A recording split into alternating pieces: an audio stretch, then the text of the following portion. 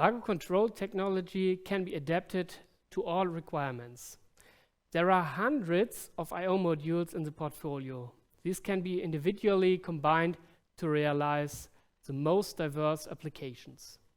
Accordingly, the performance of the controller can be selected.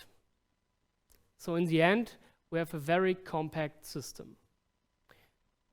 On the one hand side, we can choose the 750 system, or on the other hand, the XDR system, which is for extreme applications. For example, for very high or very low temperature.